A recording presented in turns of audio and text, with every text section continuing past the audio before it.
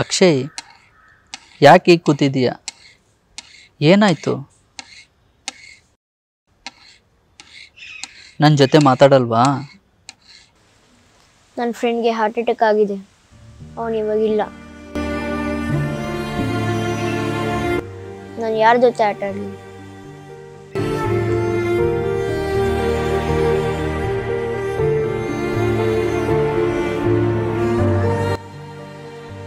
ಬೇರೆ ಫ್ರೆಂಡ್ಸ್ ಇಲ್ವಾ? ಇದ್ದಾರೆ, ಆದರೆ ಅವನ ಥರ ಯಾರೂ ಇಲ್ಲ.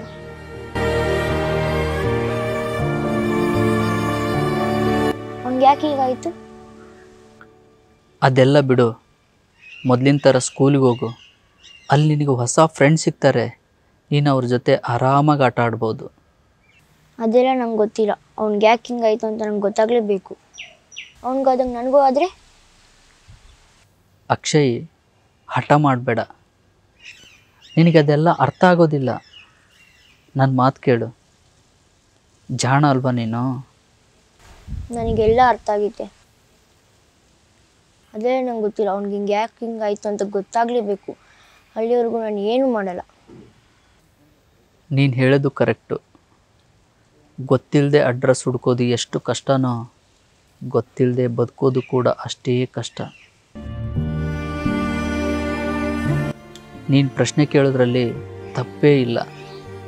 ಯಾಕೆಂದರೆ ನಾವು ಹುಟ್ಟಿದ ಮೇಲೆ ಈ ಸಮಾಜ ನಮಗೊಂದು ಹೆಸರು, ಜಾತಿ, ಧರ್ಮ ಎಲ್ಲನೂ ಕೊಡುತ್ತೆ. ಅವು ಸರಿನೋ ತಪ್ಪೋ ನಮಗೆ ಗೊತ್ತಿಲ್ಲ. ನಾವು ಅವನ್ನು ಫಾಲೋ ಮಾಡ್ತಾನೇ ಇದ್ದೀವಿ. ಇನ್ನು ನಮ್ಮ ತಂದೆ ತಾಯಿ ನಮ್ಮನ್ನು ಸ್ಕೂಲ್ ಸೇರಿಸಿ, ಕಾಲೇಜಿಗೆ ಸೇರಿಸಿ, ನಮಗೊಂದು ಒಳ್ಳೆ ಜಾಬ್ ಕೊಡಿಸಿ ಮದುವೆ ಮಾಡಿ ಬಿಟ್ಬಿಡ್ತಾರೆ. ಆದರೆ ಜೀವನ ಏನು ಅಂತ ಯಾರೂ ಹೇಳೋದಿಲ್ಲ.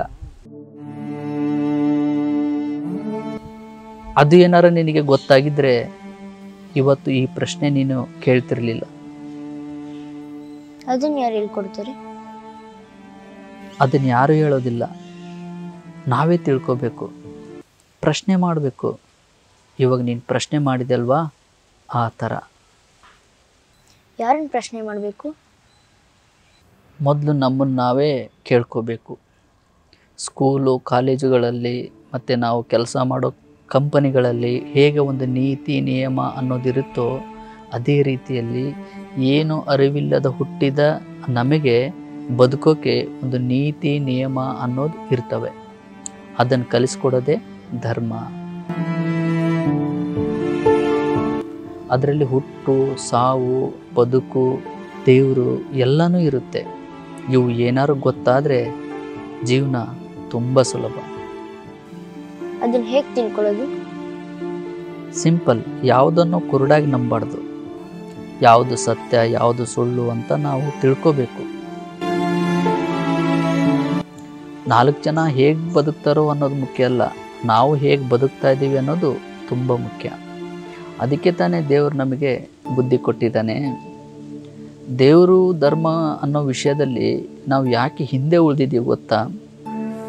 ಈ ಸಮಾಜ ಕೆಲವೊಂದು ಕುರುಡು ನಂಬಿಕೆಗಳನ್ನು ನಮ್ಮ ಮನಸ್ಸಲ್ಲಿ ನಾಟಿ ನಮ್ಮ ಬುದ್ಧಿನ ತಟ್ಟಿ ಮಲಗಿಸ್ಬಿಟ್ಟಿದೆ.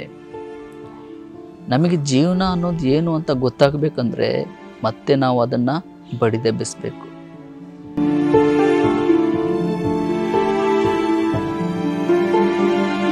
ನಿಮಗೆ ಗೊತ್ತಾ ಜೀವನ ಅಂದ್ರೆ ಏನು ಅಂತ?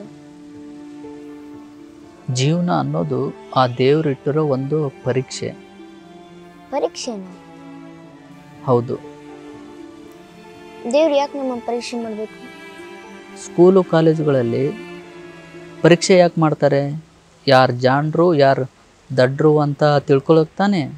ಅದೇ ರೀತಿ ಇಲ್ಲಿ ಯಾರು ಜಾಸ್ತಿ ಒಳ್ಳೆ ಕೆಲಸ ಮಾಡ್ತಾರೆ, ಯಾರು ಜಾಸ್ತಿ ಕೆಟ್ಟ ಕೆಲಸ ಮಾಡ್ತಾರೆ, ನಾವೇನು ಅಂತ ನಮಗೆ ತೋರಿಸೋದಕ್ಕೋಸ್ಕರ ಸ್ವತಂತ್ರನ ಕೊಟ್ಟು ಆ ದೇವರು ಈ ಜೀವನ ಅನ್ನೋದನ್ನು ಪರೀಕ್ಷೆ ಮಾಡಿ ಇಟ್ಟಿದ್ದಾನೆ.